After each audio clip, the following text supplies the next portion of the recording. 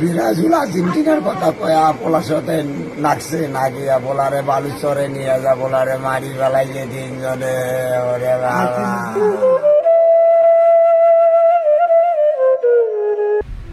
বিশ্বকাপ ফুটবল মানেই কোটি কোটি মানুষের আবেগ, উচ্ছ্বাস আর উদযাপন।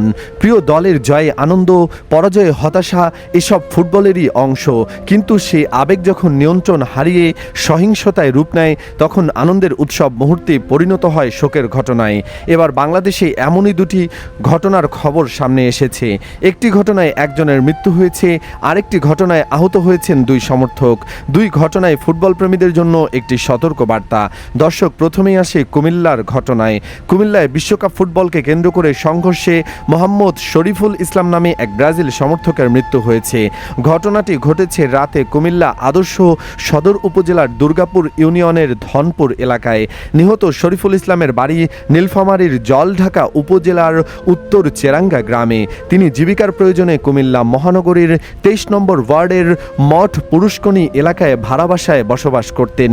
স্থানীয়দের ভাষ্য অনুযায়ী ফুটবল বিশ্বকাপ নিয়ে আর্জেন্টিনা ও ব্রাজিল সমর্থকদের মধ্যে প্রথমে কথা কাটাকাটি শুরু হয়। পরে সেই তর্ক আরও উত্তপ্ত হয়ে ওঠে।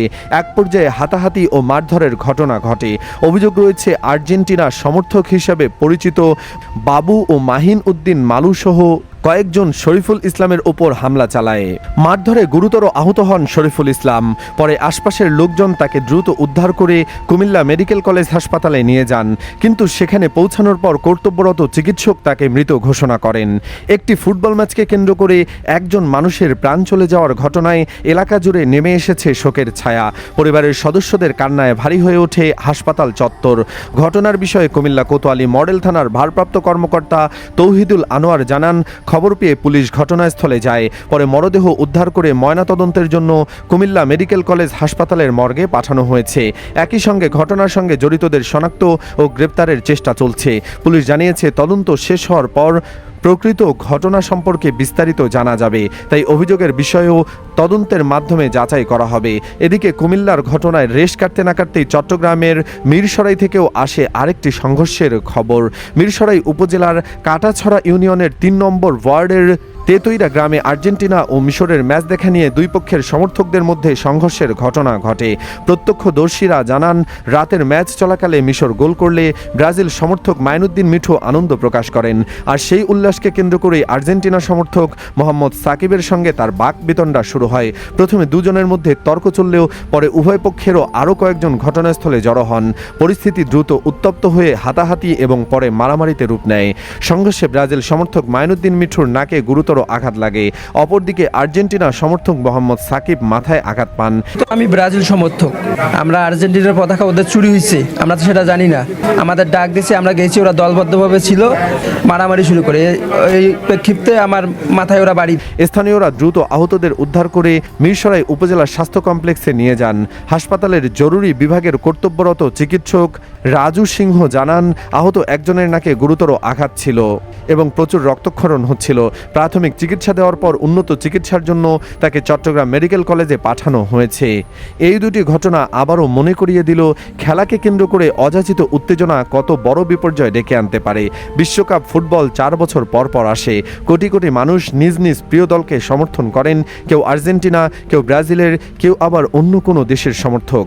সামাজিক যোগাযোগ মাধ্যমে মজা করা, বন্ধুর সঙ্গে খুনসুটি কিংবা ম্যাচ নিয়ে আলোচনা, এসব খেলাধুলার স্বাভাবিক সংস্কৃতির অংশ।